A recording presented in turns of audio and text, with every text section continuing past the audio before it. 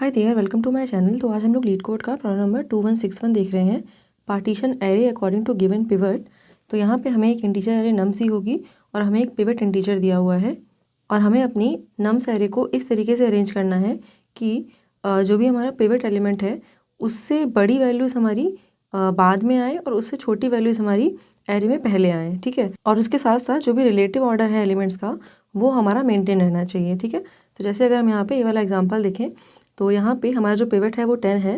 तो यहाँ पे जो पिवट से छोटे वाले एलिमेंट्स हैं वो हमारे पहले आने चाहिए और जो पिवट से बड़े एलिमेंट्स हैं वो बाद में आने चाहिए और जो पिवट के बराबर एलिमेंट्स हैं वो हमारी एरे में बीच में आने चाहिए, ठीक है। तो यहाँ पे ये जो 9 है ये हमने रख लिया है यहाँ पे। उसके बाद ये 5 रख लिया है क्योंकि ये भी पिवट से छोटा है और उसके बाद जो 3 है ये भी पिवट से छोटा है तो ये भी यहाँ रख लिया है। और ये जो 12 और 14 है ये हमारे पिवट से बड़े हैं तो ये हमारे बाद में आएंगे और ये जो 10 वैल्यू है ये हमारे पिवट के बराबर है तो यहाँ पे ये बीच में आएगी, ठीक है।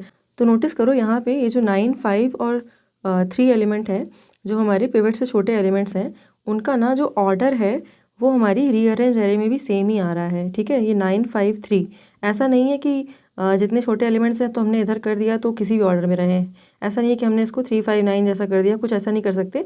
हमें ये जो रिलेटिव ऑर्डरिंग है ना ये मेंटेन रखनी है लेफ्ट साइड वाले एलिमेंट्स के लिए भी और राइट साइड वाले एलिमेंट्स के लिए भी। तो राइट साइड में भी अगर नोटिस करो तो ये 12 पहले आया है तो 12 यहाँ पे भी पहले आया है और ये 14 बाद में आया है तो 14 यहाँ पे भी बाद में आया है। लेकिन ये जो इक्वल वाले एलिमेंट्स हैं इनके लिए ऑर्डरिंग का कुछ मतलब है नहीं क्योंकि हमारी जो वैल्यू है वो हमारी सेम रहेगी सबके लिए, ठीक है। तो यहाँ पे अगर हम इसका सोल्यूशन अप्रोच देखें तो हम क्या कर सकते हैं, एक हम आंसर एरे ले सकते हैं n साइज़ की जो कि हमारी ओरिजिनल एरे की साइज़ की होगी और उस आंसर एरे में हम लेफ्ट साइड से वो वाले सारे एलिमेंट्स डालना शुरू कर सकते हैं जो हमारे पिवट से छोटे हों और राइट साइड से वो एलिमेंट्स डाल सकते हैं जो हमारे पिवट से बड़े हों, ठीक है। और उसके बाद जो भी हमारे पास बीच में स्पेस बचेगी आंसर एरे में उसमें हम अपना जो पिवट एलिमेंट है वो डाल सकते हैं, ठीक है। क्योंकि जो छोटे एलिमेंट्स थे वो ऑलरेडी आ गए, बड़े एलिमेंट्स इधर आ गए तो बीच में जो जगह बचेगी वो हमारे इक्वल एलिमेंट्स के लिए बचेगी।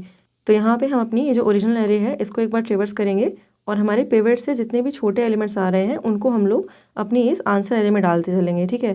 तो यहाँ पे हम एक लेफ्ट वेरिएबल लेकर के इसकी वैल्यू बढ़ाते चलेंगे जैसे जैसे हमें कोई भी छोटा एलिमेंट मिलता जाएगा, ठीक है। सिमिलरली हमारे जो एलिमेंट्स पिवट से बड़े हैं उनके लिए भी हम अपनी एरे को एक बार पूरा ट्रेवर्स कर लेंगे और जो भी एलिमेंट्स हमारे बड़े आ रहे हैं उनको हम लोग यहाँ पे राइट साइड से फिल करना शुरू कर देंगे, ठीक है। तो ये हमारा सोल्यूशन अप्रोच हो जाएगा। अभी हम इसका कोड देख लेते हैं टू अंडरस्टैंड इट बेटर। तो यहाँ कोड में हम पहले तो जो भी हमारे एरे की लेंथ है वो निकाल लेते हैं और उसके साथ साथ हम एक आंसर एरे ले लेते हैं n साइज़ की। और अभी हमें क्या करना है, अपनी आंसर एरे को फिल करना है।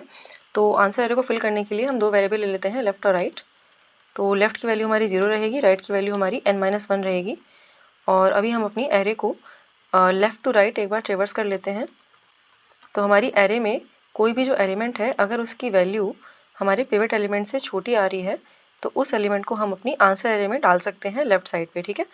तो यहाँ पे आंसर लेफ़्ट की वैल्यू हमारी नम्स i के बराबर हो जाएगी और उसके साथ साथ हमें ये जो लेफ़्ट का इंडेक्स है ये भी इंक्रीज़ करना है, ठीक है। सेम काम हमें अपने पिवट से सारे लार्जर एलिमेंट्स के लिए भी करना है। तो यहाँ पे हम फिर से एक लूप चला लेते हैं और यहाँ पे i = n-1 से लूप चला लेंगे, i is greater than equals to 0। तो इस केस में भी हमें क्या करना है, ये देखना है कि अगर हमारे एलिमेंट की वैल्यू पिवट से बड़ी है तो यहाँ पे इस राइट वाले इंडेक्स पे इस वैल्यू को सेव कर दो। तो इसके बाद हमारी जो आंसर एरे है उसमें एलिमेंट्स हमारे कुछ इस तरीके से होंगे। जो छोटे एलिमेंट होंगे वो हमारे इधर आ चुके होंगे और जो हमारे बड़े एलिमेंट होंगे वो हमारे ऑर्डर वाइज राइट साइड में आ चुके होंगे, ठीक है। और ये जो बीच वाले एलिमेंट्स है ये अभी हमारे एम्प्टी हैं, ठीक है, इनको हमने फिल नहीं किया है। बाई डिफ़ॉल्ट इसकी वैल्यू 0 होगी। तो यहाँ पे इन वैल्यूज़ को हम कैसे फिल कर सकते हैं, हम एक लूप चला सकते हैं while left is less than right तक का, ठीक है। क्योंकि ये हम लेफ्ट और राइट जो है वो अपडेट करते चल रहे हैं तो इन वैल्यूज़ को फिल करने के बाद ये जो लेफ्ट है वो हमारा इस वाले पॉइंट पे आ चुका होगा और जो राइट इंडेक्स है वो हमारा इस वाले इंडेक्स पे आ चुका होगा, ठीक है। तो यहाँ पे हम एक लूप चला करके जितनी भी हमारी वैल्यूज़ हैं उनको फिल कर लेते हैं। तो answer left plus plus is equals to pivot के बराबर कर देते हैं सारी वैल्यूज़ को और at the end of this हम ये जो आंसर एरे है इसको रिटर्न कर देते हैं, ठीक है। एक्चुअली यहाँ पे left is less than equals to right होगा क्योंकि हमें ये सारी वैल्यूज़ फिल करनी है। हमें ऐसा नहीं करना है कि लेफ्ट तक की वैल्यूज़ फिल करनी है, राइट पे भी हमारे पास जो स्पेस है उसको भी हमें फिल करना है, ठीक है। तो यहाँ पे left less than equals to right वाला हमारा कंडीशन होगी। So let's try to submit this now. तो यहाँ पे अगर हम टाइम कॉम्प्लेक्सिटी की बात करें तो हम अपनी इस नम्स एरे को 2 बार ट्रेवर्स कर रहे हैं, तो this is going to be order of n। Similarly हमारी जो स्पेस कॉम्प्लेक्सिटी है वो भी हमारी ऑर्डर ऑफ n होगी because of this answer array. So yeah I think that was all for this video. Thank you for watching. I will see you next one. Bye bye.